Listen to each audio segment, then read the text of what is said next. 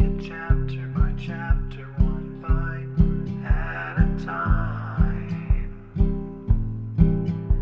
So many adventures and mountains we can climb. Take it word for word, line by line, one bite at a time.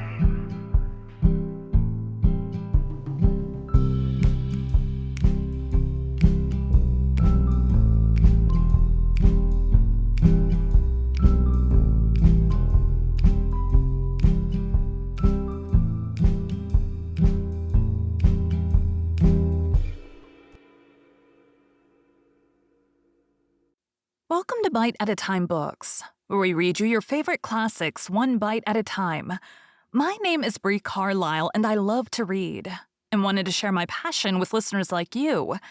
If you want to know what's coming next and vote on upcoming books, sign up for our newsletter at biteatatimebooks.com. You'll also find our new t-shirts in the shop, including podcast shirts and quote shirts from your favorite classic novels. Be sure to follow my show on your favorite podcast platform so you get all the new episodes. You can find most of our links in the show notes. But also our website, biteatatimebooks.com, includes all of the links for our show, including to our Patreon to support the show, and YouTube, where we have special behind the narration of the episodes. We're part of the Bite at a Time Books Productions Network. If you'd also like to hear what inspired your favorite classic authors to write their novels, and what was going on in the world at the time, check out the Bite at a Time Books Behind the Story podcast, wherever you listen to podcasts. Please note, while we try to keep the text as close to the original as possible, some words have been changed to honor the marginalized communities who've identified the words as harmful, and to stay in alignment with Bite at a Time Books' brand values.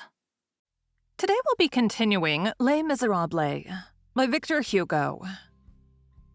Chapter 2. Fantine Happy. She made no movement, of either surprise or of joy. She was joy itself. That simple question and Cosette was put with so much profound faith, with so much certainty, with such a complete absence of disquiet and of doubt, that he found not a word of reply.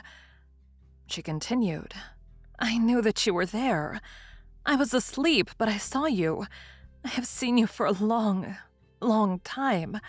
I have been following you with my eyes all night long. You were in a glory, and you had around you all sorts of celestial forms."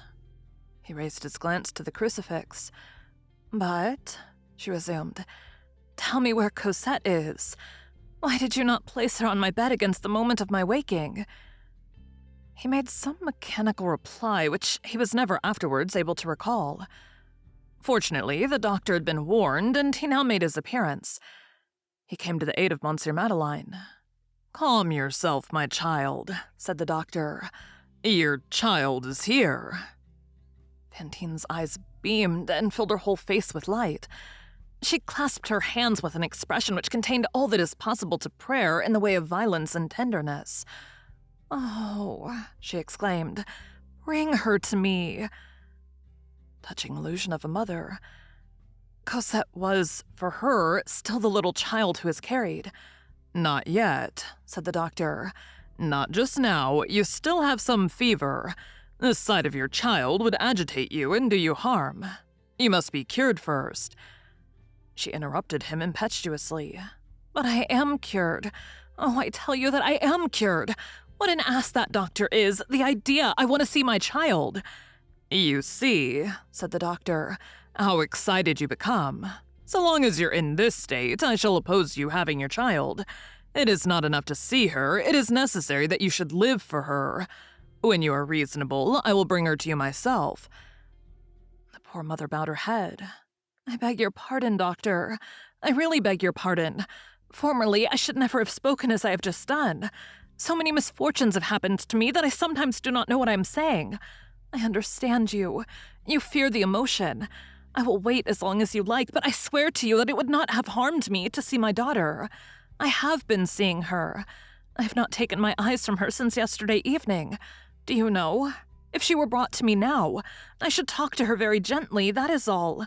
Is it not quite natural that I should desire to see my daughter, who has been brought to me expressly from Montfermeil? I am not angry. I know well that I'm about to be happy. All night long I've seen white things and persons who smiled at me. When Monsieur le Docteur pleases, he shall bring me Cosette. I have no longer any fever. I am well. I am perfectly conscious that there's nothing the matter with me anymore. But I am going to behave as though I were ill and not stir, to please these ladies here. When it is seen that I am very calm, they will say she must have her child. Monsieur Madeleine was sitting on a chair beside the bed. She turned towards him. She was making a visible effort to be calm and very good, as she expressed it in the feebleness of illness which resembles infancy, in order that, seeing her so peaceable, they might make no difficulty about bringing Cosette to her. But while she controlled herself, she could not refrain from questioning Monsieur Madeleine. "Did you have a pleasant trip, Monsieur le Maire? Oh, how good you were to go and get her for me. Only tell me how she is. Did she stand the journey well? Alas, she will not recognize me. She must have forgotten me by this time, poor darling. Children have no memories. They are like birds. A child sees one thing today and another thing tomorrow, and thinks of nothing any longer. And did she have white linen? Did those Thénardiers keep her clean? How have they fed her? Oh, if you only knew how I have suffered, putting such questions as that to myself during all the time of my wretchedness. Now it is all past. I am happy. Oh, how I should like to see her. Do you think her pretty, Monsieur le Maire? Is not my daughter beautiful? You must have been very cold in that diligence. Could she not be brought for just one little instant? She might be taken away directly afterwards. Tell me, you are the master. It could be so if you chose." He took her hand. "Cosette is beautiful," he said.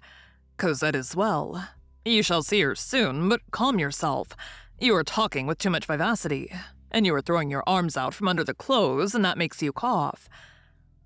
In fact, fits of coughing interrupted Fantine at nearly every word. Fantine did not murmur. She feared that she had injured by her too passionate lamentations the confidence which she was desirous of inspiring, and she began to talk of indifferent things. "Montfermeil is quite pretty, is it not? People go there on pleasure parties in summer. Are the Thénardiers prosperous? There are not many travelers in their parts. That inn of theirs is a sort of cook shop." Monsieur Madeleine was still holding her hand and gazing at her with anxiety. It was evident that he had come to tell her things before which his mind now hesitated. The doctor, having finished his visit, retired. Sister Simplice remained alone with them. But in the midst of this pause, Fantine exclaimed, "I hear her!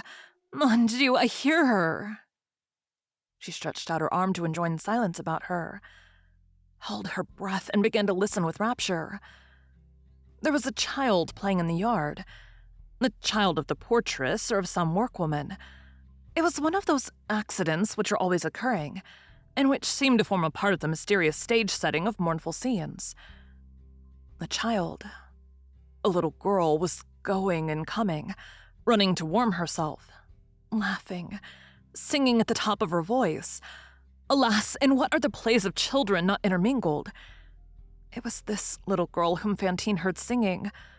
"Oh," she resumed, "it is my Cosette. I recognize her voice." The child retreated as it had come. The voice died away. Fantine listened for a while longer. Then her face clouded over, and Monsieur Madeleine heard her say in a low voice, "How wicked that doctor is not to allow me to see my daughter. That man has an evil countenance, that he has." But the smiling background of her thoughts came to the front again. She continued to talk to herself with her head resting on the pillow. "How happy we are going to be. We shall have a little garden the very first thing. Monsieur Madeleine has promised it to me. My daughter will play in the garden. She must know her letters by this time. I will make her spell. She will run over the grass after butterflies. I will watch her. Then she will take her first communion. Ah, when will she take her first communion?" She began to reckon on her fingers. 1, 2, 3, 4. She is 7 years old. In 5 years, she will have a white veil and open-work stockings. She will look like a little woman. Oh, my good sister, you do not know how foolish I become when I think of my daughter's first communion. She began to laugh. He had released Fantine's hand. He listened to her words as one listens to the sighing of the breeze, with his eyes on the ground, his mind absorbed in reflection which had no bottom. All at once, she ceased speaking, and this caused him to raise his head mechanically. Fantine had become terrible. She no longer spoke. She no longer breathed. She had raised herself to a sitting posture. Her thin shoulder emerged from her chemise. Her face, which had been radiant but a moment before, was ghastly. She seemed to have fixed her eyes, rendered large with terror, on something alarming at the other extremity of the room. "Good God," he exclaimed. "What ails you, Fantine?" She made no reply. She did not remove her eyes from the object which she seemed to see. She removed one hand from his arm, and with the other made him a sign to look behind him. He turned and beheld Javert. Thank you for joining Bite at a Time Books today, while we read a bite of one of your favorite classics. Again, my name is Brie Carlisle, and I hope you come back tomorrow for the next bite of Les Miserables. Don't forget to sign up for our newsletter at biteatatimebooks.com and check out the shop. You can check out the show notes or our website, biteatatimebooks.com, for the rest of the links for our show. We'd love to hear from you on social media as well.